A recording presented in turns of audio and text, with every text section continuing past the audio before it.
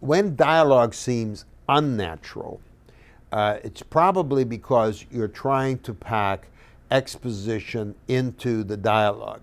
That, more than any other cause, is that creates an artificiality in dialogue when people are saying things to convenience the writer so that the audience can overhear, certain biographical facts. Dialogue, like, ever since I first went to my first party when I was a kid, I always had this terrible feeling that people were looking at me, and I would get very self-conscious about this.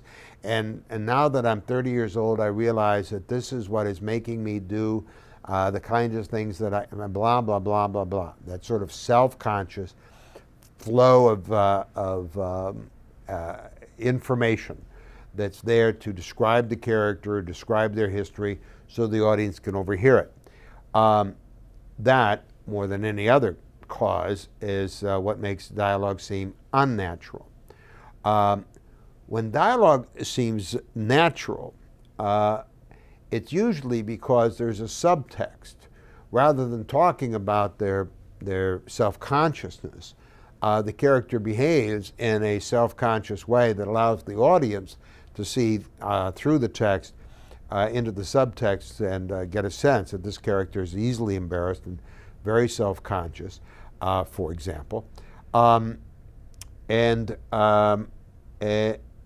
key, one of the keys, I think, to natural dialogue is the sense that the character is saying one thing while there's really another meaning, a fuller meaning or contradictory meaning going on underneath. That's one thing. Natural dialogue is usually some sort of tactic by the character to try to get what they want while they actually are harboring all kinds of other thoughts that the audience can get a sense of. The other concept of natural dialogue means having an ear for dialogue and listening to the way people actually talk. And there's no substitute for that than eavesdropping. Go sit on buses and cafes and or having conversations with your friends, and let a certain part of your mind always be sort of recording this conversation to have a sense of how people actually talk and how different people talk in the style that they do, and recognize the kinds of phrasing and the rhythms of things that that people use in natural conversation, and then creating a certain naturalism. But I must say that when you listen to say Tennessee Williams and his style of conversation, and then listen to, say, Harold Pinter and his style of conversation, you realize that in both cases they seem very natural for these characters, but they couldn't be more different.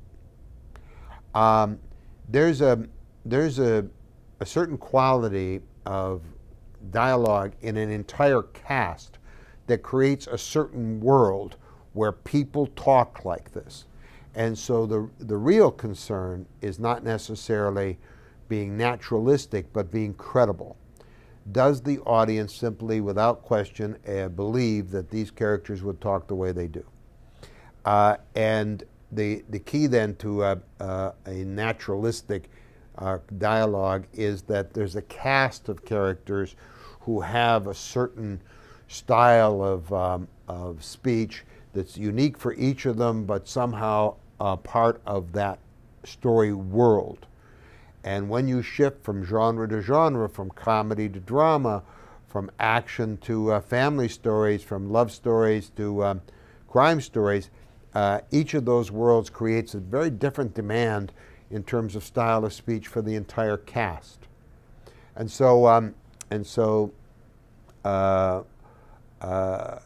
if you were to read the dialogue, and many of the best writers, really objectively, you'd see how incredibly artificial it seems when you just read it out of context.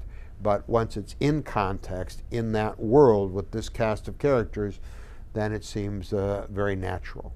And so what is natural, what is unnatural, what is realistic, what is not, what's credible, what is not? Always remember that it's art, and therefore it's all artificial. And so naturalism is a style, but it doesn't necessarily mean copying directly from life.